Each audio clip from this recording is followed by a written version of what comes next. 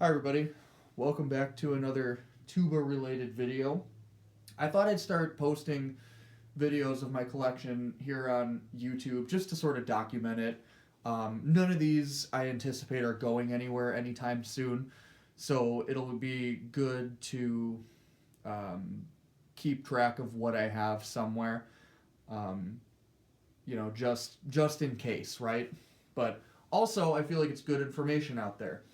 Um, I can show what I have. I can talk about modifications. I can tell you about how I acquired these things, and overall, just share what I have and share my passion of the tuba.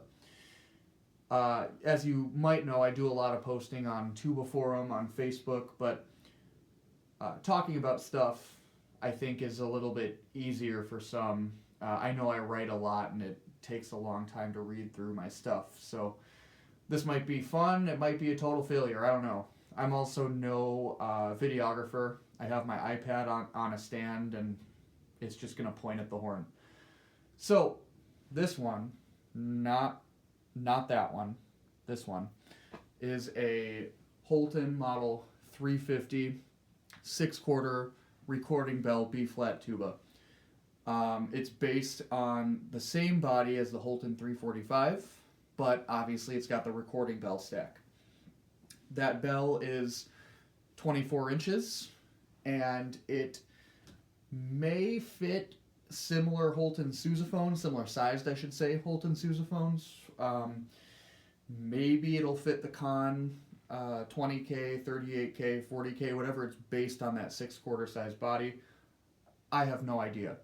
I acquired this body through a user on TubeNet about a year ago who was selling off his Holton 345 projects. So I got this body with the bell. I got another set of um, bows, inner bows, up to the bottom bow, no bell. Couple lead pipes, a 4 valve section, and just a ton of slide tubes.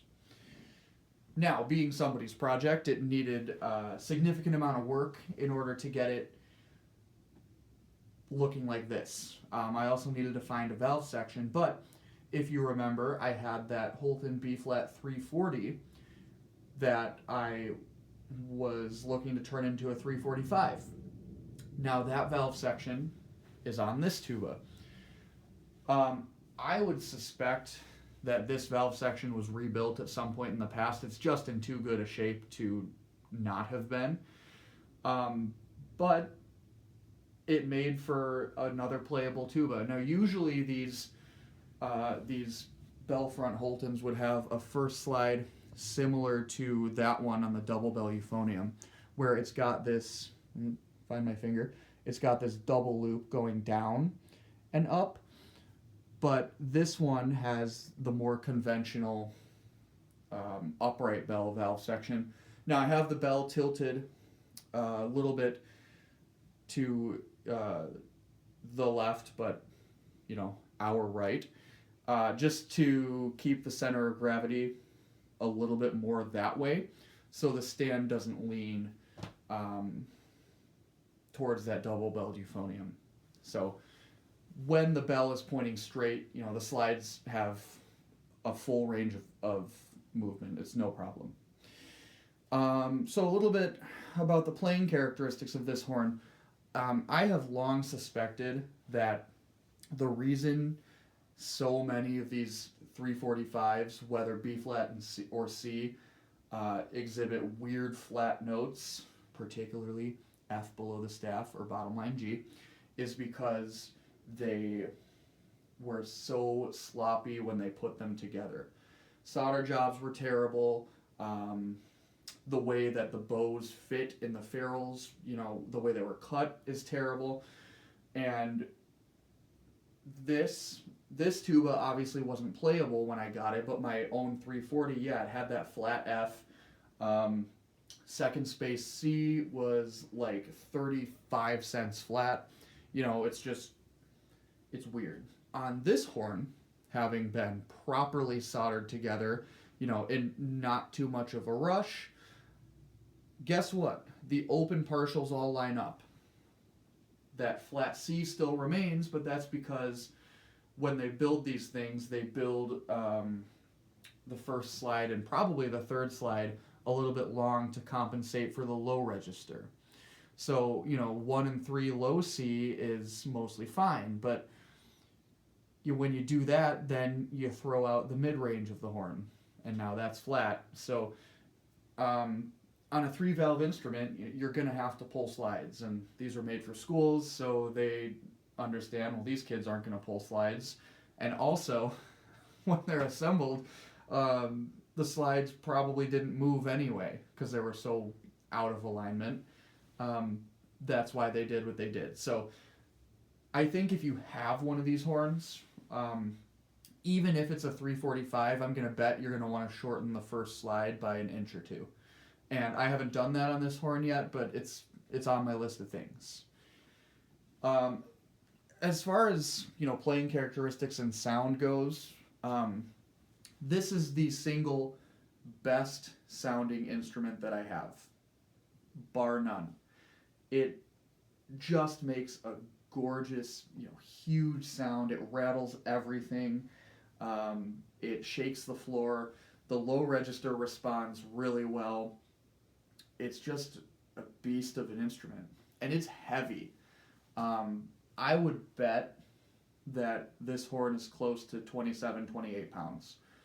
That recording bell and that heavy bell collar just add a ton of weight, and obviously it's front heavy. So I did have the lead pipe fit to a place that's comfortable for me, and I'm 6'3", I have a long torso.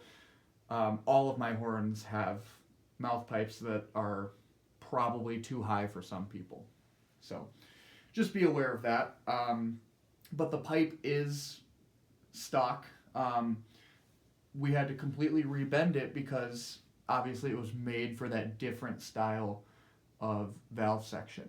So this is a Frankenhorn. It's all Holton, and I wouldn't trade or sell it for the world. It's a wonder that these things even existed. It's a wonder that they were even put together, and it's a whole lot of fun.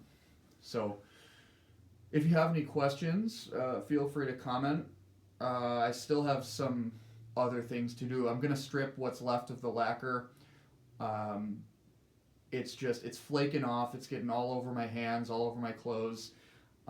There's a big punch in both the bottom and the top bows that I'd like to have, if not completely taken out, mostly taken out. And I'll probably just have those done with magnets. I won't remove the bow guard or anything like that. But, and then the other thing is cutting that tuning slide, that first tuning slide, to get that C in tube. Other than that, though, this horn doesn't need much. It's perfectly serviceable. It lives on a Winger tuba tamer, which I'm finding is the best way to store large recording bell tubas. Honestly, any recording bell tuba. Put it on the Winger tuba tamer. It's, as you can see, if I can move this, it's very stout. It's all built out of metal except for the plastic prongs that the tuba is actually held by. It's really heavy duty, and it's good. It's a good way to store it. So that's it. I will continue posting some updates on my 345, on my other horns in my collection. It's just, I gotta find the time to film it. So I hope you enjoyed. I hope you like the horn, and I'll post some playing clips a little bit later. Okay, bye.